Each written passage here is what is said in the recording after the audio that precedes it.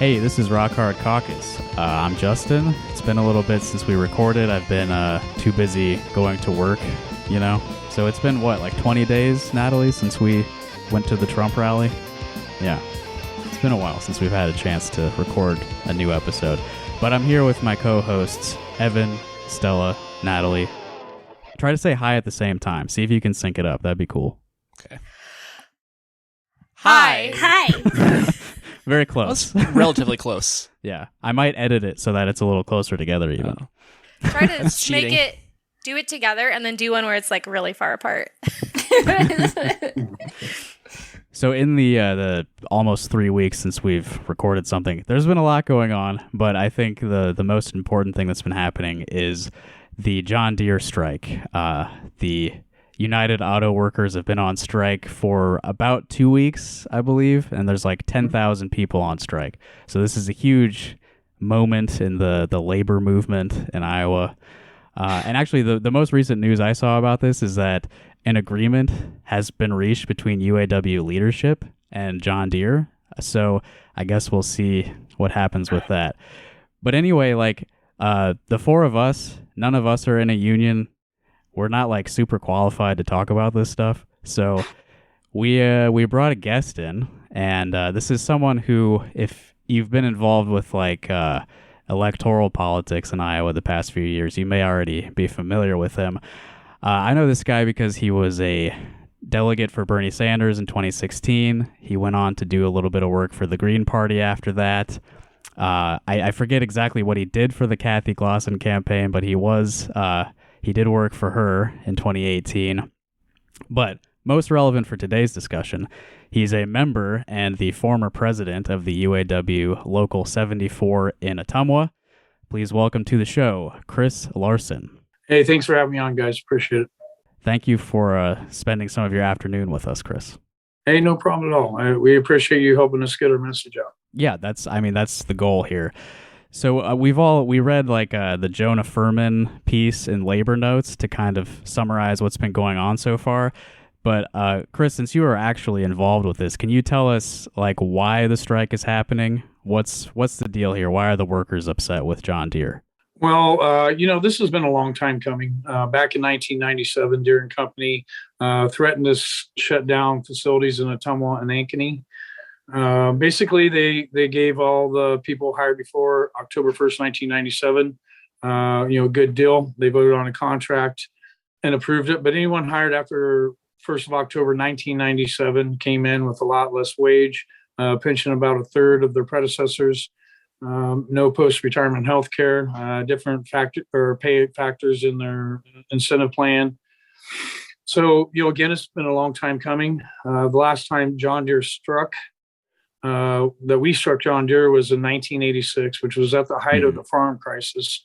And we didn't have any leverage. Now we have all the leverage. We've been telling our members for years now to prepare for the strike.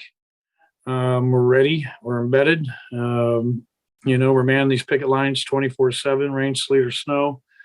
And, here's the condition. So Deere's in the wake of record profits. They're projected to make anywhere from $5.7 to $5.9 billion this year. Yeah. They gave their CEO, John May, 160% pay increase. Also, they've rewarded their investors with a 17% quarterly dividend hike there in August. And basically the tentative agreement that our negotiating team brought back with us, we considered a slap in the face. Mm-hmm. And it was voted down by 90% of the voting members. So it sent a very clear and direct message, not only to the Deere negotiating team, but also our own negotiating team that, look, we know what the score is. We realize that they're behind on production. We know that the ag market is soaring. Corn and soybean prices are up. Farmers are harvesting their crops. That's when they get paid. That's when they want to buy combines, tractors, balers, what have you. They need repair parts. Deere doesn't have the luxury of playing games with us. And not only that, the cheap labor bubble's busting. You can see that all around the country. Yes. Workers are demanding more. I think that this is a resurgence of the labor movement.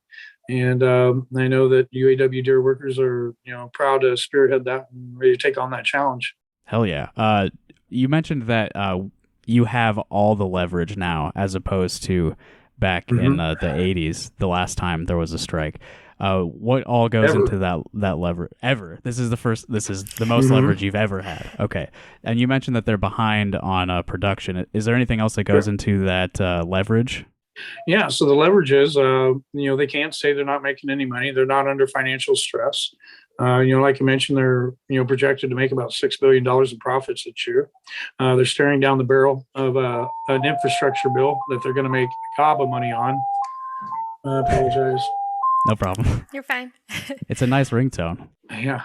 There's somebody answer the phone down there. Couple that with there's more that sells these products than the pretty green and yellow paint. Farmers aren't going to wait around forever. They're going to buy a blue tractor, a red tractor, and they find value in the fact that it's made here in the Midwest by union labor. I mean, that's part of the attraction. And also, it's not the premier job that it used to be. It's just not. They're struggling to hire people, and I don't think that's unique to Deere. I think that's all over the place. So again, if they want to produce again, if they want to keep their customers happy, they should give us a fair shake and something equitable. But so far the responses have been very out of touch, arrogant, classist, what have you. Look, I make a little over $20 an hour. The proposed wage increase on the last tentative agreement was 5% out of the gate, and then another 3% in 2023, another 3% in 2025, which is about a couple bucks, over a 6-year labor agreement. Will that even outpace inflation? So doubtful. And I'll tell you, the support from the community has been overwhelming. I mean, absolutely phenomenal. We have food coming in here all day, every day long. If you go down to the picket lines, you'll see, folks stopping by with cookies, donuts, pizzas, driving by with honks of solidarity, waving. And, that helps empower us. It helps us keep us going. So much appreciated. Fantastic. Yeah. Everyone, I was just going to note, so everyone on the front lines of production, you were all deemed essential workers as well through the pandemic, which I'm sure was an extremely stressful experience. Yeah, I mean, especially how to get go, because it was so unknown, nobody knew. But we were deemed essential right off the beginning. There was no shutdown for us, no lockdown. We went in there and worked every day, potentially exposing ourselves to the virus, our family, our friends, and this is the thanks we get. After delivering them a year of record profits. Yep. Yeah. So again, I go back to how out of touch they are and how just the arrogance of the whole deal. Yeah. How did they deal with COVID, like on site? Were they responsible with that, or what do you think? Well, sure, because it's a liability issue, right? Sure. Number one priority when dealing with your employees at Deere is liability, right? So they did. I mean, obviously they have a legal team that structures, all the responses to COVID, as it kind of evolved. Yeah. So for a while, everybody had to wear masks at all times. And then it became, if you're, within 3 feet of somebody, you had to put on a mask. And so, it's been challenging. Yeah, I'm sure. You mentioned too that, it's not even, it sounds like the thanklessness is one thing, but also they've been quite vindictive, like threatening to take away all of the strikers' health insurance for themselves and their families and doing a bunch of other bad stuff. Well, I'll tell you, look, that didn't work out so well for GM a few years ago when they dropped their employees' health insurance. Played out very bad in the media, and we were ready to beat them up with it if they tried it. Look, it's not bargaining in good faith if you use your employees' health coverage that they depend on as a tool to manipulate a yes vote. So I don't think it was out of good faith, but more to save face, keeping us plugged into our health insurance. Yeah. I mean, because there's people that depend on prescriptions, people with serious medical issues, and it wouldn't look good for them. Absolutely. And you mentioned that the last offer they made was voted down by 90% of the members. Yep. Do you expect the agreement that was reached today, do you expect they've made like big changes because of the overwhelming rejection last time? I would like to think so. What I've been saying is that in Deere's position was as a Buffalo, around our negotiating team, that you're not getting any more money out of us. I think they had the conception that they could go back up there and like, okay, if you guys voted down, we're going to reshuffle this money around. But what we're saying is we want a bigger bucket of money. Yeah. We want a bigger pie, not a bigger slice of pie. And, we think that we're entitled to that. They're not going to make projects if it's not for us. As far as, expectations, coming from this tentative agreement, which we will see a digital highlighted summary tomorrow at noon. Mm-hmm. I think, some words I've been hearing around here is cautiously pessimistic. We haven't seen anything that's real encouraging so far, but, again, we'll take a fair look at it and a fair assessment. And if it's not good enough, we'll send them back to the negotiating table. Yeah. It's really, being in a union seems so cool compared to what I've experienced, where, you are able to withhold your labor if you're offered a deal that doesn't, meet your satisfaction. It's really inspiring to see this happen. And I think, a lot of people are inspired by that. So look, United Auto Workers was at one time the most powerful union in the country, in the world. And we do have a collective bargaining process. We have the right to strike. And, that is becoming more and more unique with American workers. So, if you don't have a union, and there are some issues with unions, there's some issues with our union, we're going to reform it. We got RICO'd. We have a federal monitor because of all the corruption that was going on above us. And we're ready to kick out that corporate syndicate and make some real changes. And, And is that the people you're looking to kick out? Are those the people making the negotiations right now? Well, so how it lines out is, our chief negotiator is called Chuck Browning. He's part of International. You have some international service reps that are there too. You also have the president, local president, and local chairman from each of the bargaining units that participate in that. As far as about bringing back a tentative agreement, it's those local chairmen who vote whether to bring it back to the membership or not. Okay. And so I think they got, I think they got the hint when we voted it down. So we'll see what happens.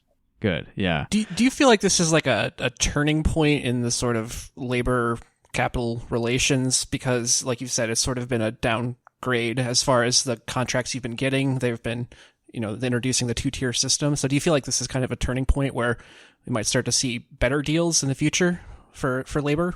I mean, absolutely. We've went through 25 years of concessionary contracts. The stars have lined up for us now, and we're ready to make gains on it. I hear this month's been called Striketober. We're obviously not the only union demanding better wages and benefits. You kind of see it around the country, and that's why I say that it is a rebirth of the American labor movement, and the support is behind us. Even the narrative in corporate media has been really favorable to us. So, yeah. And look, I'm not supposed to talk to the media. We're under direct. You're not supposed to talk to media. If any media comes up to you, you send them to the Union Hall. Union Hall will direct them to the Solidarity House in Detroit. Their spokesperson, Brian Rothenberg, will give you some canned response like, we're working diligently to improve the betterment of our workers, blah, blah, blah, our members. And, that's not going to sell this. What's going to sell this to the American public? This war of attrition is, getting a Joe Sixpack on the line like me, telling the story. We also want people to know, too, that we're not just an angry mob of workers. This is a family thing. If you go down to the picket line, you'll see kids. You'll see, we have generations of people that work here. That their father might have worked there, they worked there, their son, their daughter, aunts, uncles. So, the workers here are heavily vested in Deere, and they are in us. And we want to make something, like I said, that's equitable and get back to work. So, are you going to get in trouble for talking to us? Well, no, I've been talking to everyone. So, Google my name, you'll see. Yeah. Well, your name is in the Jonah Furman article that we read to prepare for today. Well, Jonah's a cool guy, and he's one of the, I consider him a friend, and one of the people really on our side from the beginning and putting it out there. Tyler Jett from the Des Moines Register has done some really in-depth articles from the beginning. We can't thank those guys enough. But, I have a constitutional rights. I can speak. And, I've never prescribed to just blindly following what international says. So there you go. Will I have a target on my back when I go back to work? Probably, but I usually do. So I hope not. We don't have that big of an audience. Yeah. Possibly 500 people might hear this. So this could, Right on. Well, hopefully, yeah. And I love your name too, Hard Rock Caucus. Oh, thanks. Thanks, man.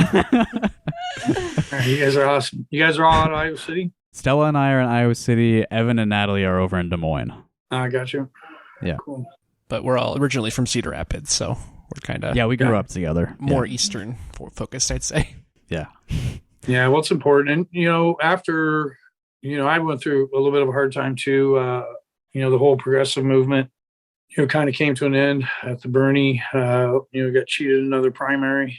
And, I lost my election, my brother the same day. So it's been really hard. And, if you had asked me 2 years ago, if we'd be having this conversation, I would probably said no. As awful as this pandemic's been, and it really has, it's had a little bit of a silver lining for us, just because it made part issues, supply issues for Deere. It's put them behind on production, which obviously, helps us coming in on a labor agreement negotiation. So yeah. I remember kind of early on in the pandemic, I was thinking about it as sort of like a curtain being removed, like all of the exploitation of workers was being laid bare. Like it was impossible to avoid at that point. Yeah. Like people are being forced into very unsafe circumstances. And like any job that you had to work in person, it was just awful for a really long time. And still is. Yeah. And there's a lot of people, very scared. And, I've known people that have died from this. I mean, it's not something to take lightly. I hate how politicized this became, right? Mm-hmm. I think that's awful. And one of the things that, here we have a very divided membership politically. Mm-hmm. Kind of depends on what flavor of corporate media you're watching. But the cool thing is we've set all that aside and, we're all standing in solidarity. And I've never seen that much out of this membership. So that's great. That's very encouraging. And, hopefully when the dust settles, some of our members will be reflective about, who came up and supported us. On that, I even had a call from Bernie Sanders to ask, how he could support us. And, he bought us pizza for a picket line, and he brought his videographer, Armand, down and made a cool video for us we could push out, and wrote a letter to John May. So we really appreciate that. That's great. Yeah. And we encourage anybody to, come down and stand with us on our picket line.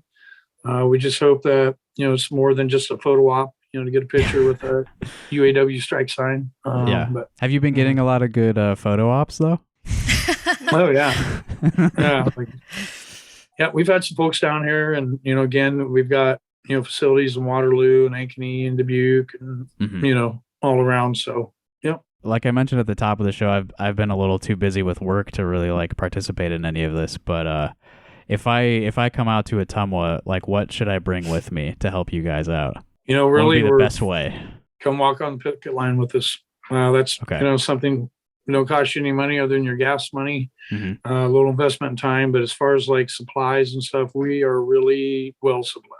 Fantastic. I've never ate so good. No, I'm not lying to you. Starve me out, shit. I'm gonna come back to work fat. So, and a chain smoker, but we're doing okay. What's the best thing you've eaten on the picket line? Well, I'm a vegetarian, so most of it's meat. But we've got a lot of tenderloins and just so many local businesses. Like the Burger King here is like daily giving us food. There's a local bar that's bringing in, like I said, tenderloins all the time, Taco John's. I mean, even businesses you might not think would be supporting something like this are. Yeah. You'll have random people that'll go buy 4 or 5 pizzas and just pull up a picket line. Here you guys go. And at times it's more than we can handle as far as like perishable food items. But we're trying to be responsible about it. And stuff that we can't use and can be reused, giving it to Blessings, the local soup kitchen here. Cool. You know, something to feed people that are in need. It's so interesting how like the community is coming together and treating you so much better than your employer, you know. And you mentioned Tell me too, about like families it's coming clicking with together, standing on the picket line together. And Yep. I'm not sure if it's something I read or heard about this story, but the whole going back to like in 97 when they came up with the 2 tiers of different types of workers. And then one of the early deals they were offering you was another 3rd tier, which would be even worse than the second one. And folks at the union basically saying like, well, no, like I want this to be a good job for my child should they choose to join the organization. Yeah, I mean, you hit the nail on the head. So, as we look at this, we see the paltry wage increase. We see, no address to our, failing incentive plans, which are inherently designed to fail. No improvement to the pension plan. But, really the non-starter for me, it's no vote right out of the get-go is employees hired after the 1st of November of this year on that last tentative agreement would not be eligible for a secure defined pension, but rather a 401k match from the employer. What are they calling what? So what exactly is Choice Plus? Choice Plus. Yeah, sounds I'm a great. little unclear on that too. Look, sounds like you got a lot of choices. Plus maybe a stock market crash. I believe I come from the school of thought that your retirement should be secure. I don't want to see somebody coming in after me, their whole retirement plan being in a Wall Street speculation portfolio. Yeah. And, again, we got to look at who's coming after us. And, those are going to be our kids, the kids down the street, maybe a neighbor. And I don't want to look back and having people call me a sellout. Right. Yeah. I mean, it's like you're pulling up the ladder after you once you've reached a certain level. Yeah.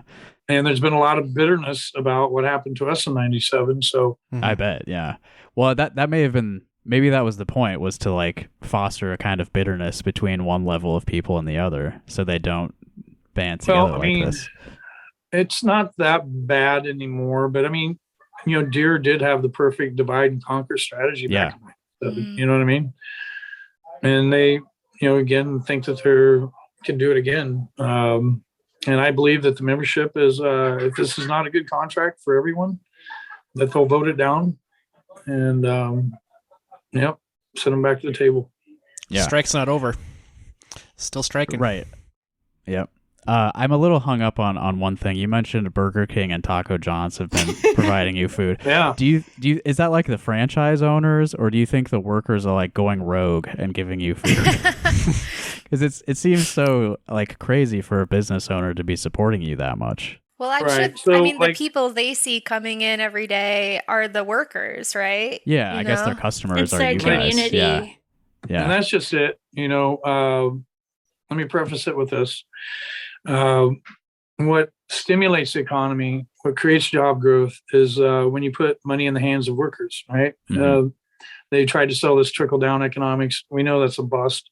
And I think a lot of these business owners not only support us, but they understand too, when the dust all settles here, that we're going to remember, who helped feed us and give their dollars to that. As far as like the Burger King and things like that, we know like the manager and talk to the owner, really cool and supportive. Yeah.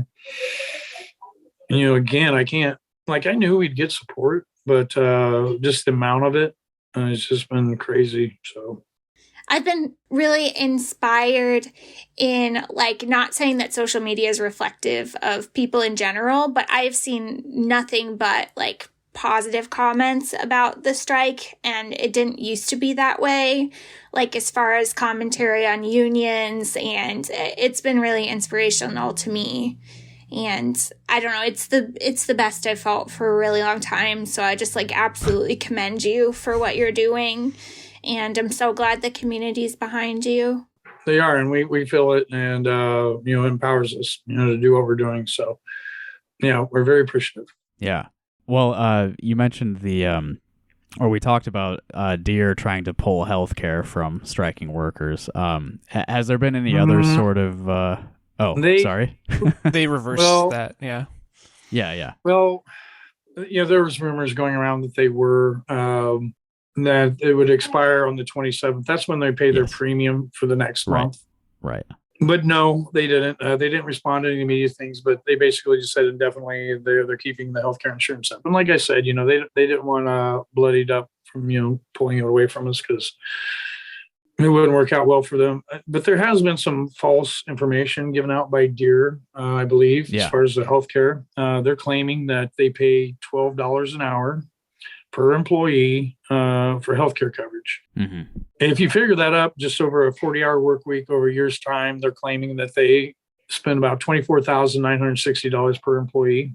I call bullshit. Absolutely. A lot of people don't know that, Deere used to have their own private health insurance company. So anybody hired here, that was under Deere's health insurance.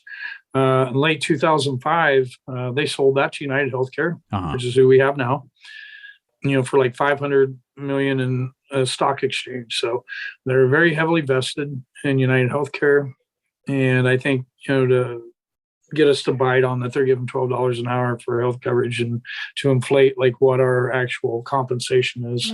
Yes. It's just being, not true. Okay. So aside from the potential of them pulling healthcare, there was also, they tried to get like an injunction to outlaw picketing or something. What happened there? So they did get one in Davenport, and they tried to get a judge to sign one in Ankeny, which their legal team beat back and they won. Mm-hmm. And, down here, I can't speak for any of the other locals, but we try to run a clean picket line. We instruct everyone that, they can't obstruct or impede any of the trucks coming in or out. Yeah. We can't threaten the drivers. We got a military surplus tent, down there. We got bills around it, and, we're really entrenched. We did get the proper permits from the city, the police chief signed off on, and city administrator. So, we were even getting pushback from the LR guy here that we need to move it back. And really, they have no jurisdiction over it. Yeah. As long as we don't block the line of sight, down the street, for people pulling out, trucks pulling out, we're good. Mm-hmm. But as far as the injunctions, I believe there's one up in Davenport, but that's the only place I'm aware of. Okay. Yeah. Has there been any other sort of like, I guess, retaliation efforts from the company that you've seen? Not really. They're playing everything pretty close to their vest. So a lot of it's, they have a legal team and they're under instructions on how to, how to proceed and everything they do. So like if you try to get a comment from Deere too, like an immediate person, they're going to give you, some canned response that much like International UAW would. Yeah, maybe we should try to solicit comments from Deere. What do you think? After there you go. After we're done with Chris, we'll try try to get the other side of the argument. We've never done that, and we're not going to start. Right. Yeah, I mean you can, but I mean I'll tell you what they're going to say. You're going to get. They're committed to giving their employees blah blah blah. Yeah. You're going to get the form letter. Yep. We're not interested in being fair and balanced here. So. No, this is a very objective news source. We're very fair. That's why you got a political dissident like me on. Yeah. I was going to ask, kind of in line with the healthcare thing. There was a big sort of thing in the media last year about Medicare for All causing tensions within unions as far as the leadership trying to, since they go to all of the efforts to negotiate for better healthcare for their workers, that there is a lot of, it was reported in the media, and I don't know about UAW, but a lot of tension reported. So I'm just kind of wondering if you've seen any sort of shift in maybe the opinions on either leadership or worker sides in favor of, more of a socialized medicine sort of system. So yeah, you bring up a great point. And as far as like what universal healthcare would advance workers, I mean, it's huge. So if you can take your healthcare, leave your job, and go down the road and get another job, that forces employers to be more competitive with their wages.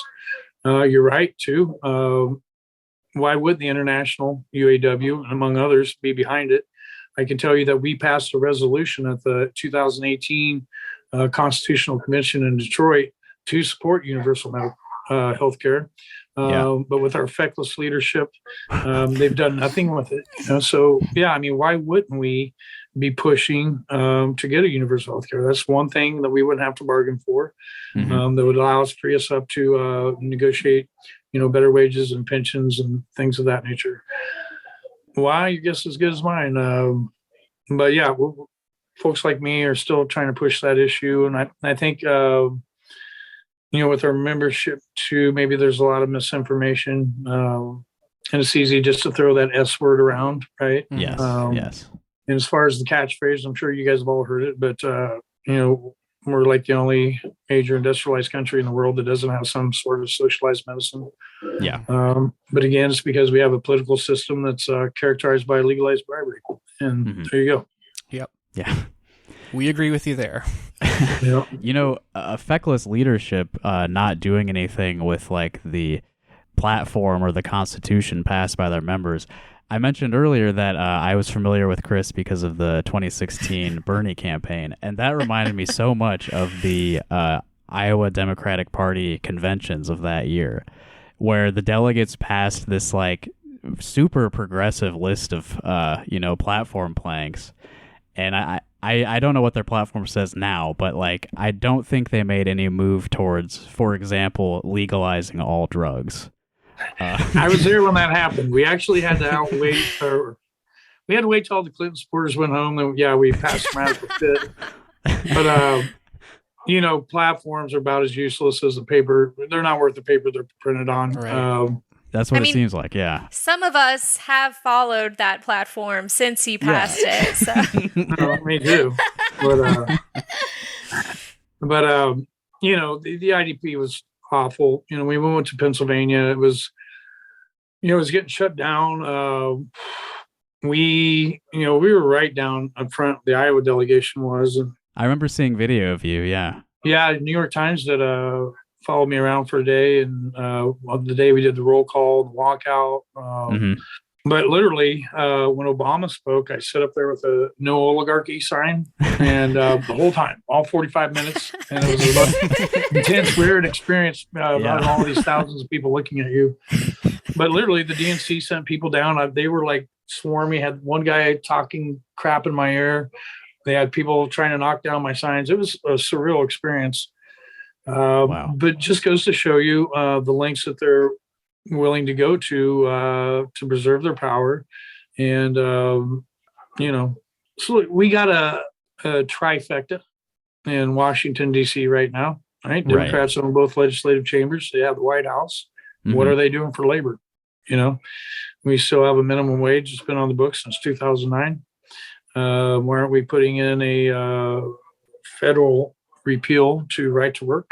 Yep. States. And that's one of the things we're really proud of here at UAW Local 74, with the right to work in this state being for 70 years.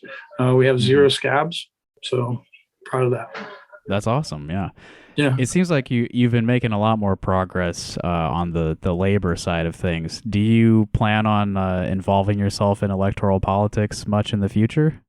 I mean, I've never ruled anything out, but on a personal level, I don't know that I have like the support that I need. And, it's a big investment, in your time. And, I try not to read social media about stuff that I've been saying, because I don't want to influence what I'm talking about. But sure. In the current political environment, no. Okay. Yeah. But like I said, I wouldn't rule it out. We'll just have to see, and hopefully, I don't know. We'll see. Yeah. Well, you mentioned the photo ops earlier. Are you seeing much like genuine support from elected officials? Anything like that? Well, it's hard to say. I mean, it's just like Joe Biden when he was campaigning. self-proclaimed to be the most pro-union president in history. And where you at, Joe? Never heard him talk about the PRO Act. They asked him, workers at John Deere are striking, and he said, "That's their right." Oh, thanks. Yeah. We know.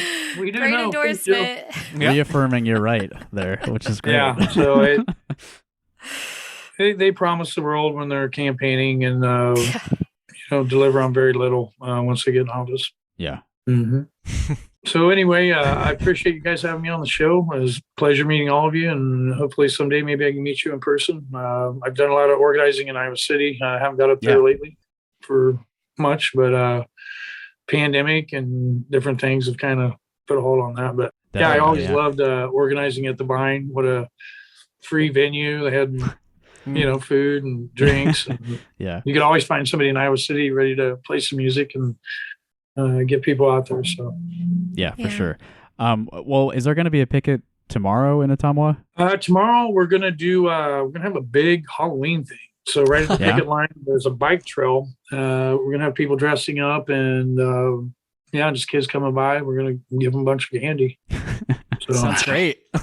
Yeah. Again, like I said, it's a family deal. It's not just angry workers. That's what it's about. Well, I have the day off tomorrow, so I'm considering coming down. That might be fun. Come on down, brother. Let me know and I'll accommodate you. All right, for sure. Well, yeah, Chris, thank you so much for talking to us, giving us a little bit more of an experienced and knowledgeable source for all of the stuff that's going on. Like I said, I felt very unqualified. No, you guys are great. Spreading the words, part of it. You can't be expected to know every little ins and out of every labor struggle going on. So I was happy to help explain it the best I could. And it's been a real pleasure being on your show. Yeah, we appreciate it as well. Thank you so much for being here. Yeah, thanks. Come back anytime. All right. All right. Thank you. See you later, Chris. Solidarity. Thanks again. Bye-bye. Bye. Okay, great. So that was our the important part of the episode where we talked to a local labor leader about the biggest strike that's happened since we've been alive. But now we're going to talk about some very important opinion stuff. Equally important. Yeah. It was updated yesterday. Okay, it might be even better than it was before. But I came across this piece that was in the Iowa State Daily. It's written by a guy named Aaron Brown. And I think, traditionally on our show, we've kind of avoided talking about too much of letters to the editor or college students' terrible articles, because it's a little bit maybe they're going to be bad. A little too mean for Iowa's meanest podcast. We punched down, but not that down. Yeah. I think once I proposed this really stupid letter to the editor in the Register, and I think Evan said it wasn't a worthy target, which is something that stuck with me. I should be hunting for more worthy targets on the show. I don't remember that, but this one, I think, it is so funny that it is a worthy target. And it relates a little bit to what Natalie and I saw at the Trump rally. The title of the piece is "Let's Go Brandon," which is something we learned about at the rally when the plane flew over us with a banner that said "Let's Go Brandon." Brandon Brown is a very talented driver for a lower budget team, so I'm in favor of it. Yeah, and now we have our racing expert on the show now to give us more Evan's insight. been saying "Let's go Brandon" since day one. That was his first win in any of the NASCAR Top Series. So that sucks for him. Then his whole first win got just ruined by this. Yeah, it's completely tied up in this culture war bullshit. Is he a political guy at all? Has he made any sort of statements? I don't know much about him, but I'd imagine he's keeping a fucking low profile on this one. Yeah. What if they asked him about it and he was like, "Thanks for the support"? I mean, he probably, I mean, I'm not going to generalize about the political opinions of NASCAR drivers, but yeah, I mean, Dale Earnhardt was obviously a revolutionary communist, like all the Facebook pages say, right? He's Apparently he cut he had a black housekeeper, and she was offended by his Confederate flag bumper sticker. So there's like a story that he cut the bumper sticker off his car, or at least he left the part about Southern pride, but he cut the Confederate flag off. Yeah. Which, if true, I mean, that's cool. You know, he respected her enough to do that. Yeah. Well, Dale Jr.'s a lib, so great. Welcome to the fold, Junior. Yeah. What about Dale the Third? He's got 2 daughters, so I don't think either of them are named Dale. I'm just thinking of like the Dale Earnhardt dynasty legacy in the same line as the Hank Williams descendants. Yeah. Like George Foreman, like naming all of your kids your same name. Anyway, we've got Aaron Brown's "Let's Go Brandon" article in the Iowa State Daily. I don't think I've ever read an opinion piece from Iowa State Daily, but I certainly will be after this. So starting in here with Aaron's words. At the Talladega Speedway in Florida, Brandon Brown won this year's Sparks 300 race, the second in NASCAR's Xfinity Series. People across America have rushed to purchase Let's Go Brandon water bottles, hats, bumper stickers, and flags. From Florida to Washington, at sporting events of all kinds, you will hear "Let's Go Brandon" shouted in unison from the crowd. You may have seen TikToks trending hashtags. At school board meetings, Lesco Brandon is signing up to speak. And he spelled that Lesco, like it's a person's name. Lesco Brandon. Nice. Tesla owners are changing their car horns to proclaim "Let's Go Brandon." The Tesla owner contingent, huh? I'm gonna need to see this thing. Like, sometimes a source is good enough. I'm gonna need to see this actual Tesla car making that noise. I didn't know they had like custom horn ringtones. Sounds about right. Yeah, no, I'm sure they do. Yeah. You used to be able to play, what's that Grimes song? I don't know any Grimes songs. I don't know any Grimes songs either. But now I'm thinking about a Tesla that's got the Confederate flag on the top, and it plays Dixie when you hit the horn. Yeah. General Lee Tesla. Yeah. There's got to be at least one of those out there, like 100%. Oh, man. That's we're on the hunt now for that. The phrase was the concluding remark of a speech given by one of Florida's representatives in Congress, while other congressmen are donning masks with the slogan. For those not in the loop, nobody cares about Brandon Brown. Oh, Hey! come on, man. He's doing Did a you worthy interview job. his Come on. mom?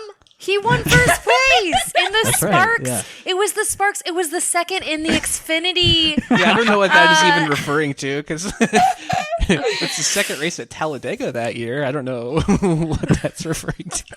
The Xfinity Series. Yeah. Oh, I'm saying it's the second highest series in NASCAR, I think. I don't know, man. Xfinity, isn't that like Mediacom? Yeah, it's Comcast, actually.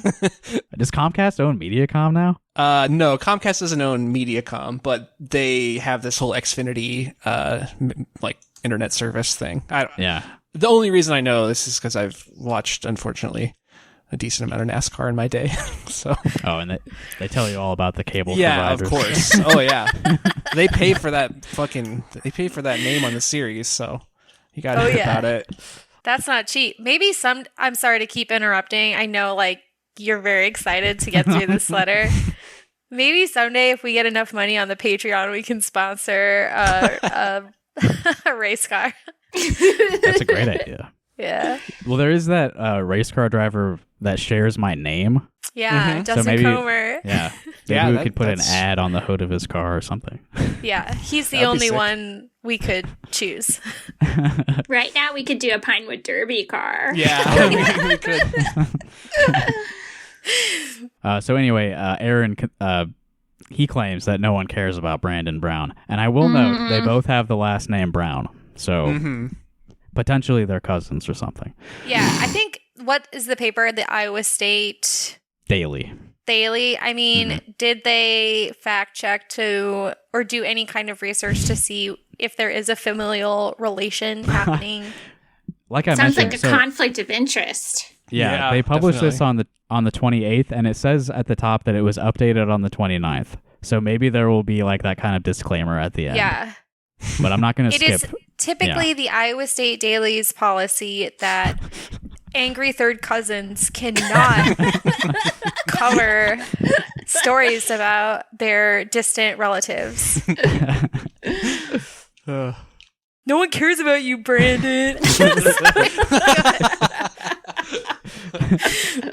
So no one cares about Brandon Brown. But his win has brought America together only accidentally.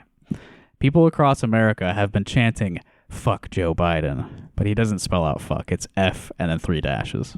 That's a step too far for the Iowa State Daily. My sister asked me, she was like saying like, yeah, I've been saying like, let's go Brandon all the time because like, fuck Joe Biden.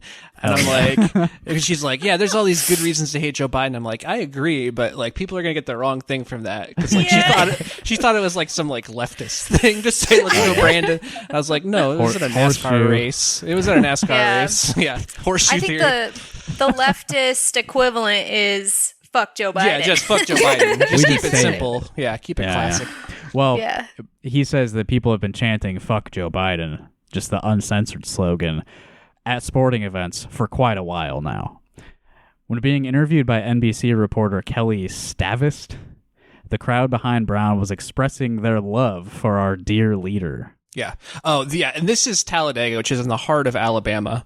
Yes. I think maybe good, like source or, secondary material would be the All Gas No Brakes video on Talladega. Oh, yeah. Where he goes to the infield and interviews people who camp out there.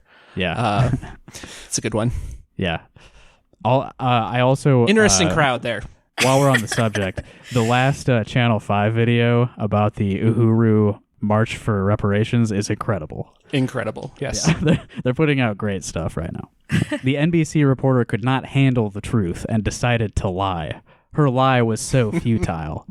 I suppose she did not realize how good her crew's microphones are. But we know what they're saying, though, raps Loza Alexander. Yeah, she definitely didn't hear. That's why she didn't have like big monitors on or anything. Well, it's because she was lying for the mainstream media. It's not that she just wanted to was uncomfortable and cover for her cameras picking up obscenities that will get them an FCC fine. Yes. Do you know who Loza Alexander is? It's a rapper, apparently. Nope. I don't know. At time of publication, 6 of the top 10 rap and hip-hop songs on iTunes are various raps about Let's Go Brandon.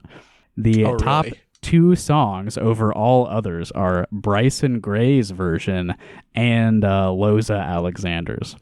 They are catchy and have important messages. I'm going to listen to them immediately after this.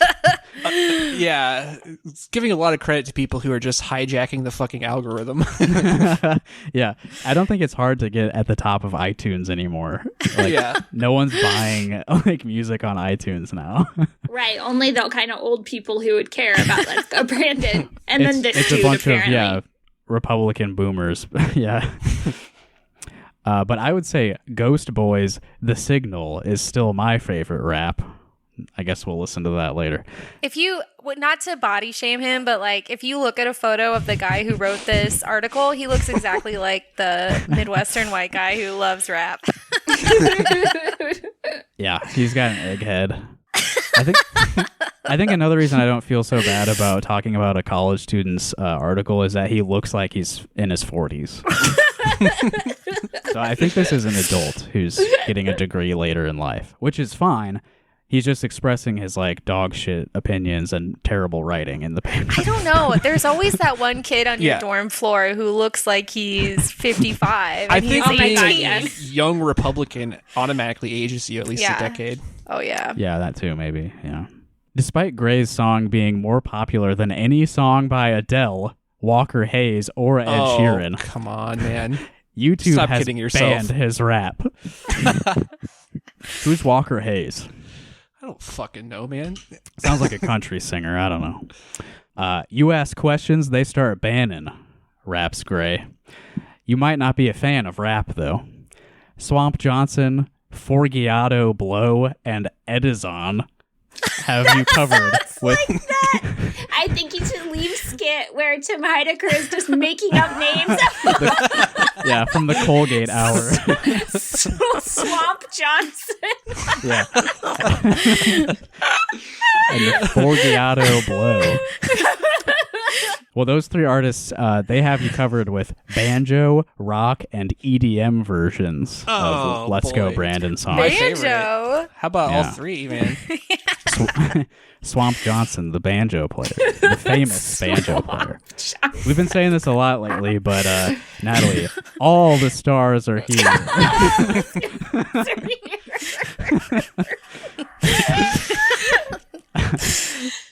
At time of publication, so that's 2 paragraphs in a row that he started with that phrase, at time of publication.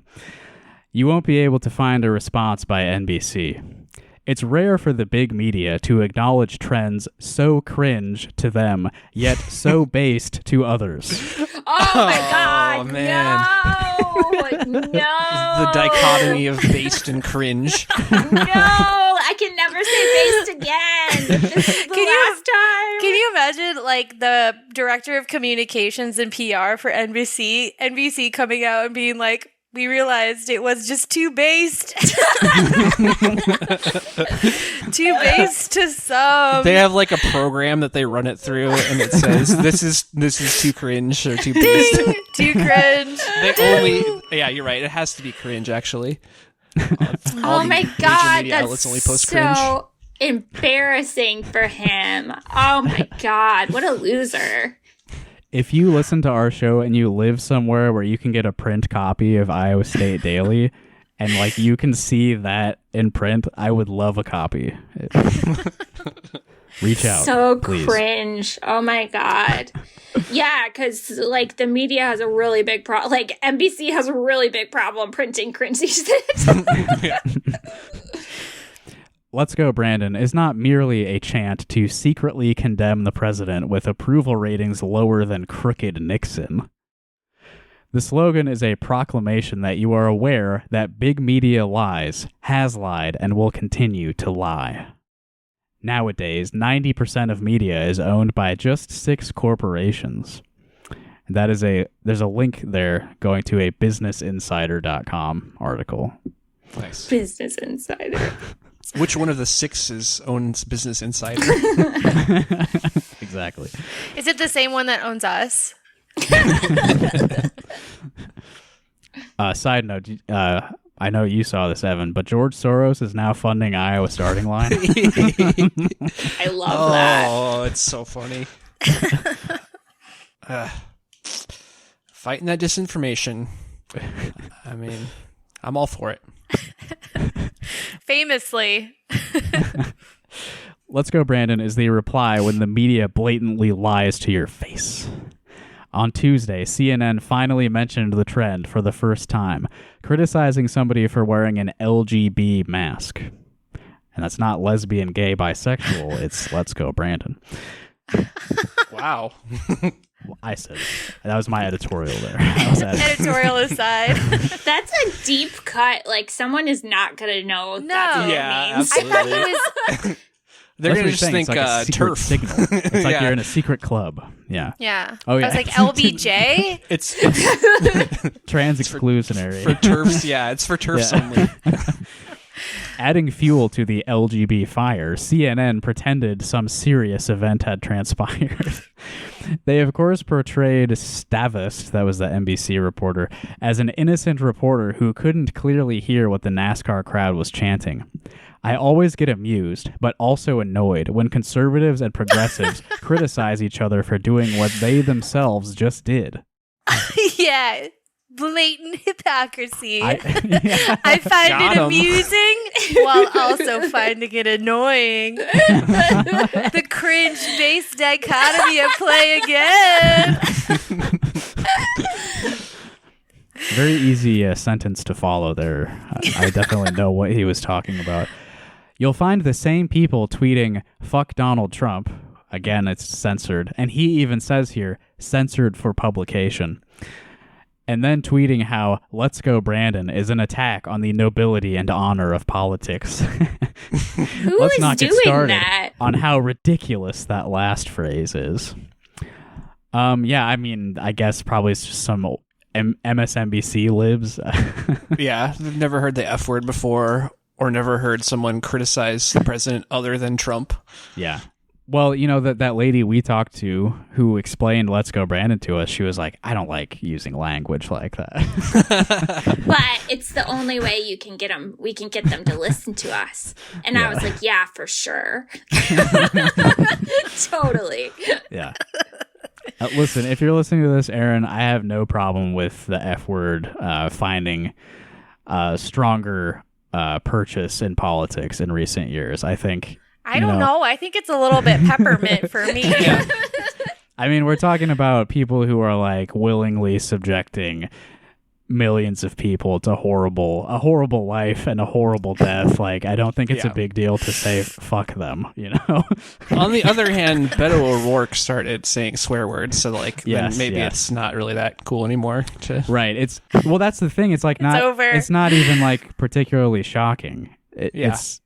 It's not a big deal that people say fuck in politics now. Your kid has already heard it. It was many base, times. and it's circled all the way around to cringe again. Yeah, that's right. Man, you should write a paper on that. The cycles of base and cringe. Yeah. Is Aaron Brown at ISU, is he a journalism major? It says For someone who hates like the media so much. It says here that under the picture that you alluded to, it says he is a senior studying construction engineering. Okay. It's important. I feel like this, I mean, maybe perhaps he hasn't thought of this, or maybe he has. Like, this article is probably going to be on the internet after he graduates. Does he think like this is going to help him get a job in that field? Or not that you have to do everything you do in college has to be right, like to get a job afterwards or whatever. But it's just interesting that he wants to publish a piece in the Iowa State paper when he's not a journalism major. Yeah, which is fine, which is great. But like, is engineering construction? Is this the type of? Go ahead. Yeah. He's like making it clear like what kind of guy he is, like what he believes in, and he's a senior, so it's like right before he's going to be applying for the big construction engineering jobs, and it's like I don't know. Well, I mean, it sucks that life is like this, but like, you know, employers who are looking to hire you in like HR departments they're gonna look into who you are. They're gonna Google you. Has any of us considered this podcast may harm our future employment chances? Great point. Oh, fuck. I mean, let's go, Brandon. I mean, I'm all for, you know, Aaron expressing himself. And it's passion, man. Not affecting his ability to work and whatever, but yeah. I just wonder if that's like a field where this is something that might help him out, like, right, or I help don't know, or hurt, or not.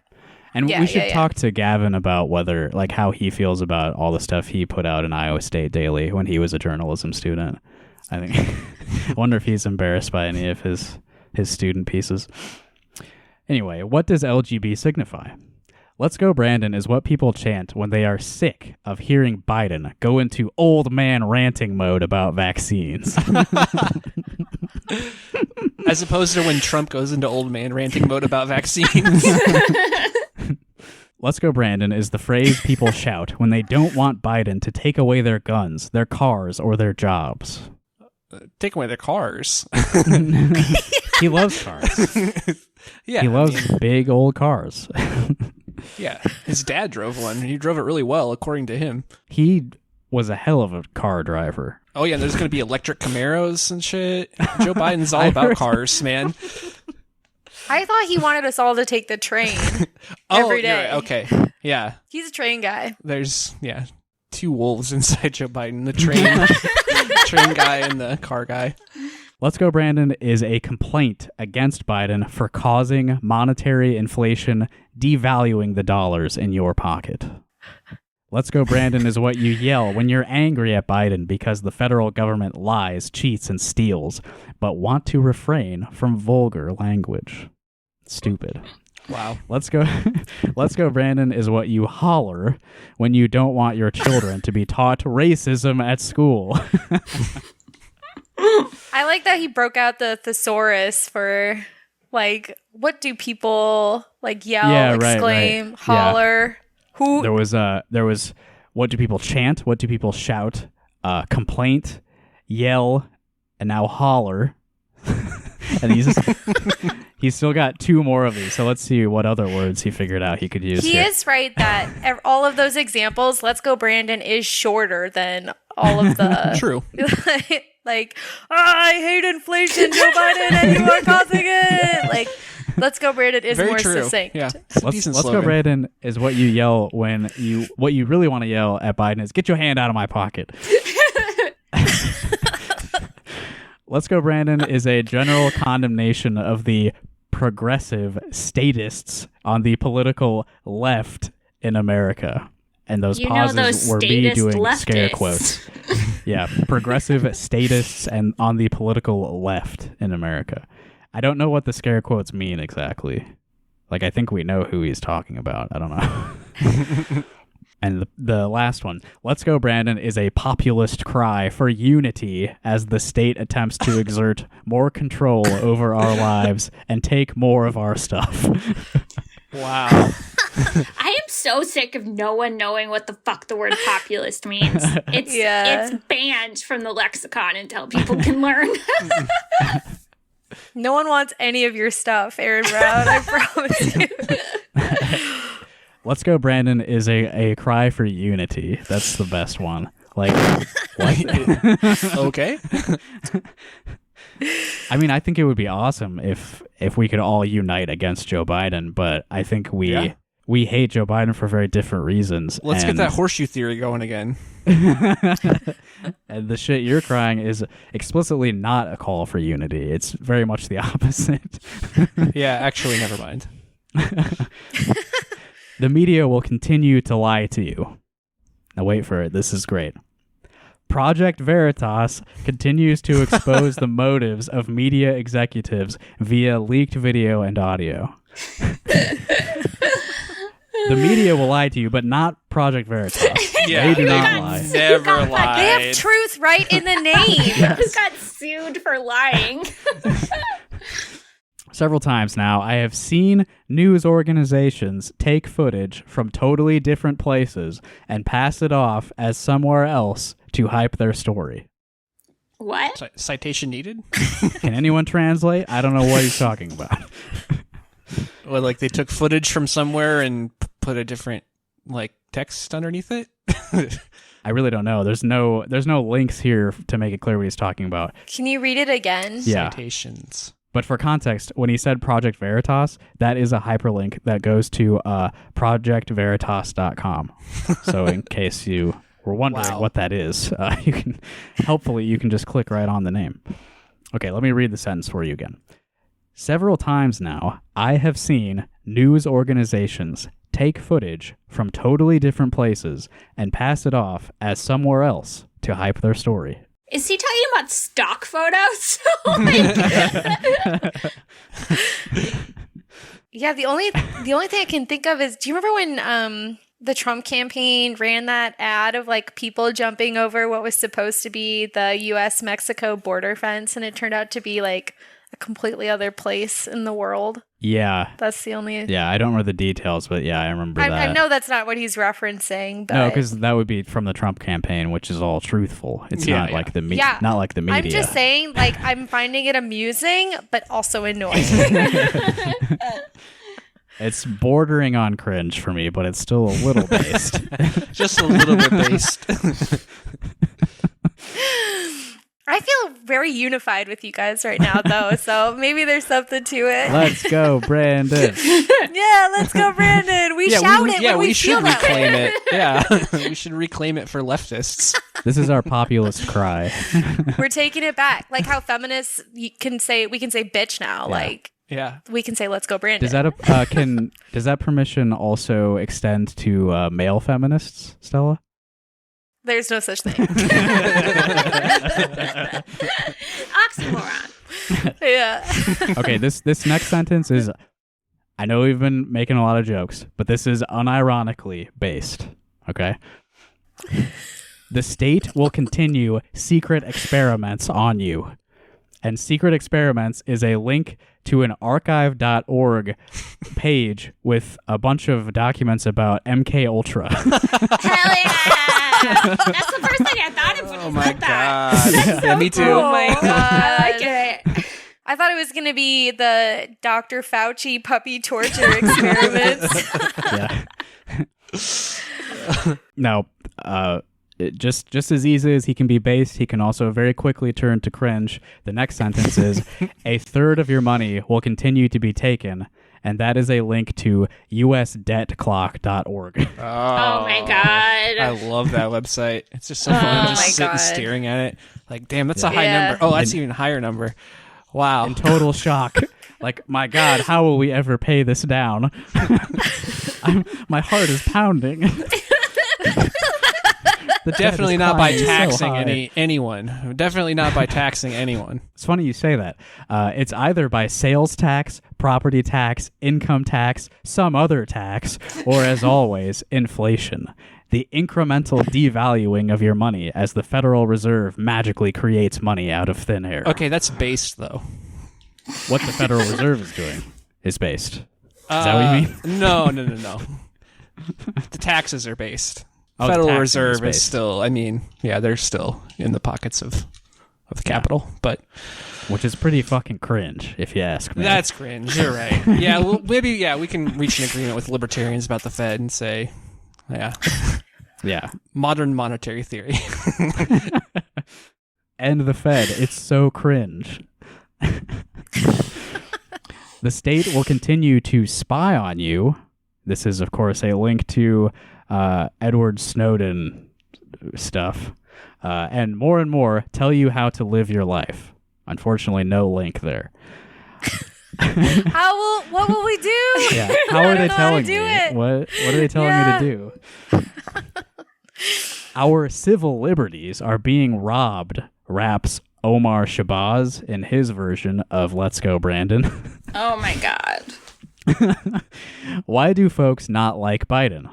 Top reason might be because he is the kind of slimy creature who has his staff search for a disabled guy named Brandon to distract or detract from the Let's Go Brandon memes meaning.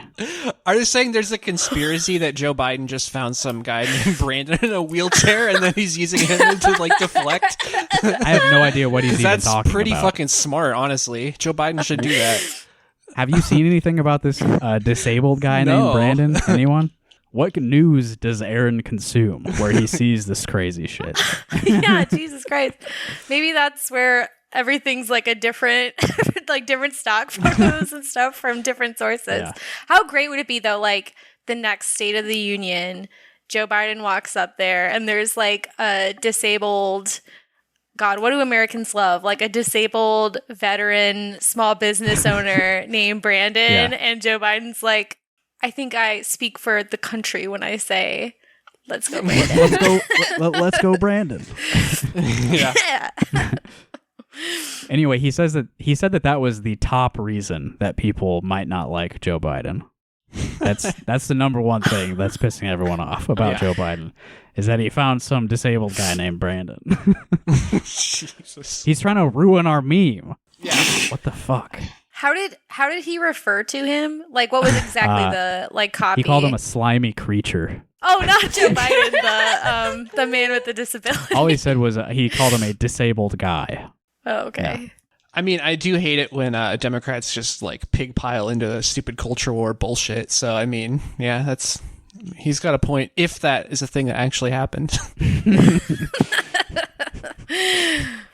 Other reasons, so this takes second billing to distracting from the meme.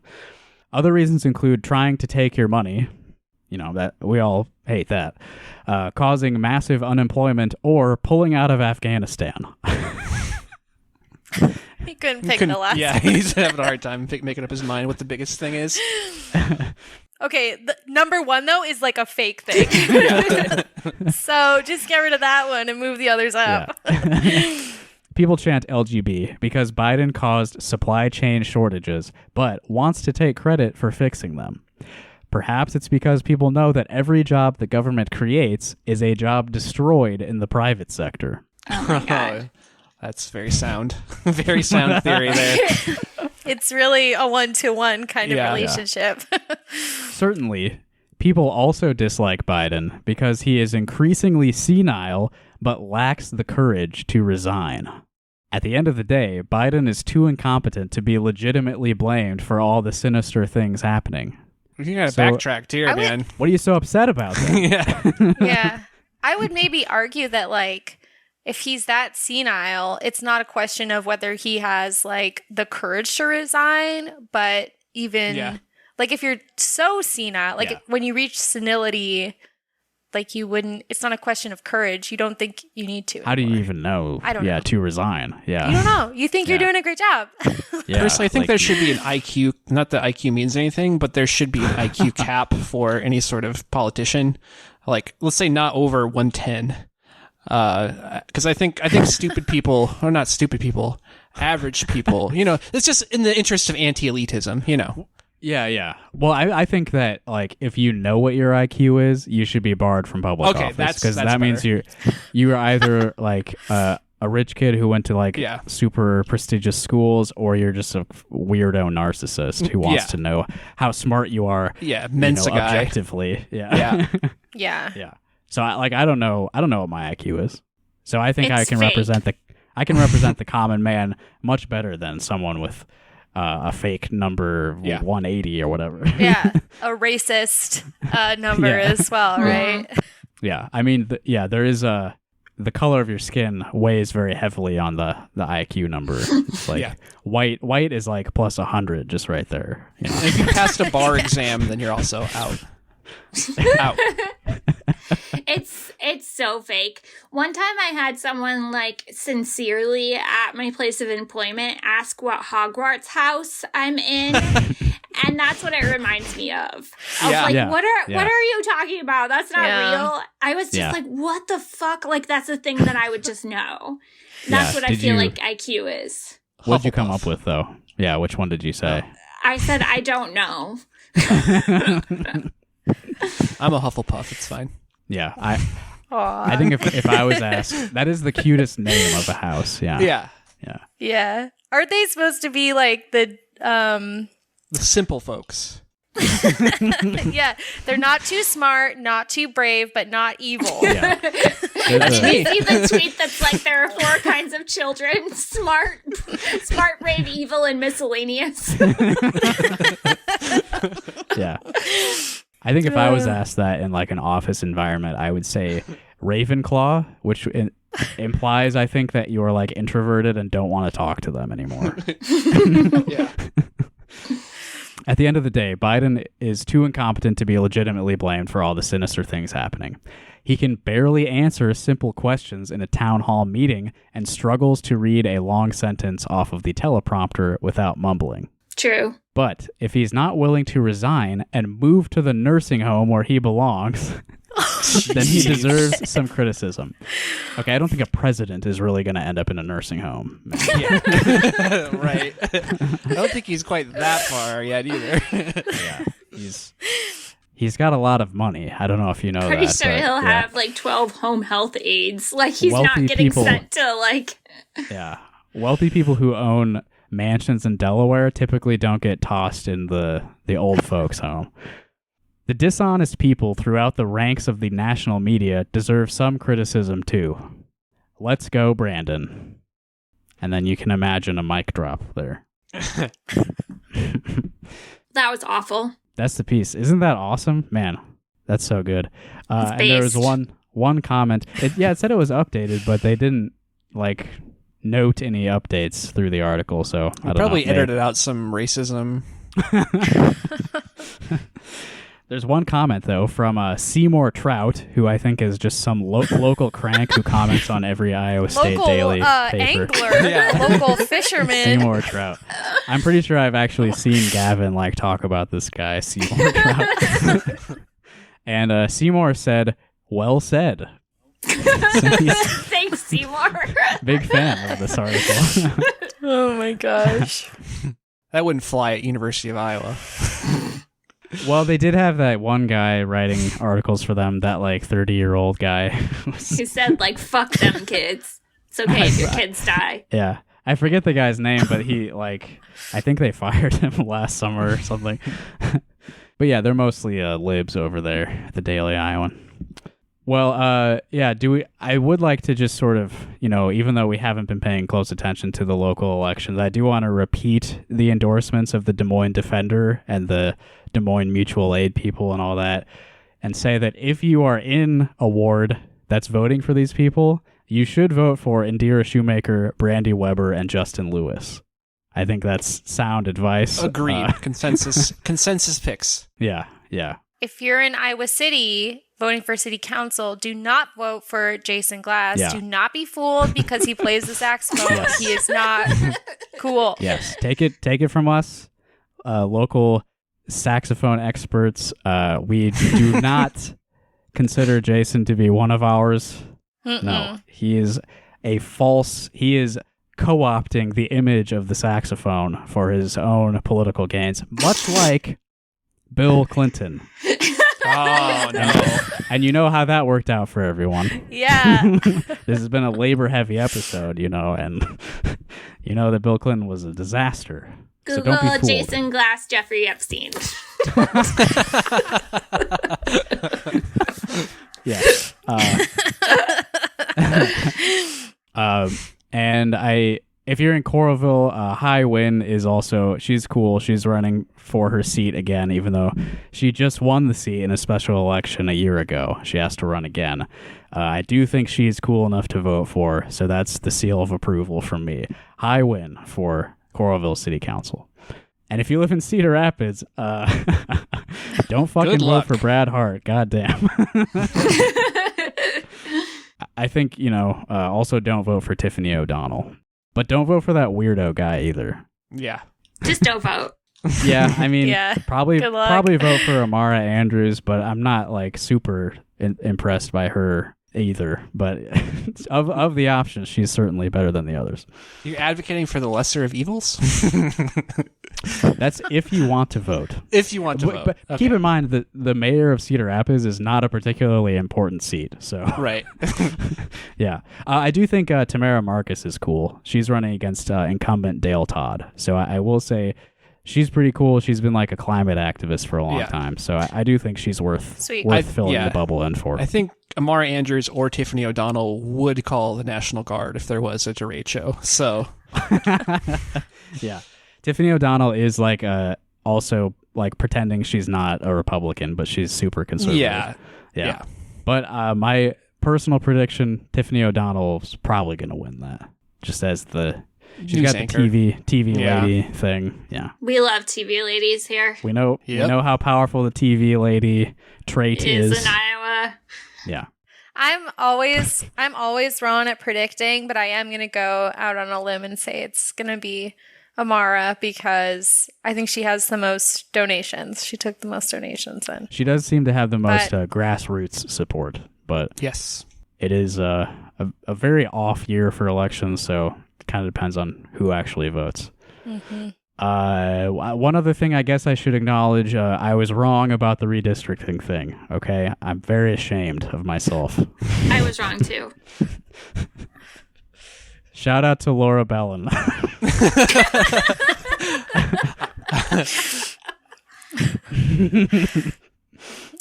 She was right. Yep. She corrected me, and turns out she was right. Let this be a lesson. Yeah. Laura Bellin.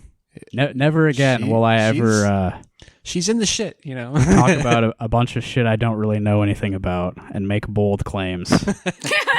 I promise to never do it again. Before tomorrow. Okay, well, I think we've said all we need to say, right? Yeah. Never cross the picket line. Pickup line. Never ever use a pickup line or cross a picket line. Yeah. If you're going to cross a picket line with a pickup, make sure there's a lot of Mountain Dew in the back. Absolutely, yeah. Yeah. Share with your your fellow workers. Thanks again to Chris Laursen for joining us for the beginning of the episode. He knows so much more about what's going on than we do, so that was very helpful. He's a king. You keep saying that, and it hurts every time. Like, it hurts. He's, like you said about Laura being in the shit, he's in the shit. He knows. Mm-hmm. He sees it every day. And we haven't mentioned this, but Iowa City Mutual Aid has been organizing, collecting supplies for locals all around the state, and even in like Illinois and stuff. People who are not quite as well stocked as the Ottumwa Local. Stephanie's doing a really good job of getting supplies to people. So I'll probably put a link. She's so cool. You should follow her yeah, on Stephanie Twitter. rocks. If you search definitely. Stephanie IC Mutual Aid. Yeah. So I will. I'll dig up a link so you can contribute to what she's doing to help out Des Moines the DSA smaller has locals. also been helping out. I think they brought all that propane drive ended. this weekend. Yep. Yeah. Definitely chipped in, but yeah, very happy to see all this stuff. Keep standing together, everybody. Someday we will have no boss at all. Look forward to it. All right. Oh, signing I will. off. Thanks, everybody. You know what they saying, ho? You know what they saying, ho? You know what they saying, ho? Hey, you know what they saying, ho? Hey, you know what they saying, no? Hey, you know what they, yeah, you know what they, hey. And I say it with a passion as I pull off in the Aston. Don't nobody like his ass, huh? Tried to cover up and tell the people, go Brandon. But we know what they saying, no. You can hear the chant in every post. Don't nobody want this commie cause we not in China. Everybody hated Trump and now they out to catch a body. That's what they get for treating us like we in Squid Games. Green light, mandate, like he's insane. These times people waking up to everything. Go Brandon, but we all know what the saying mean.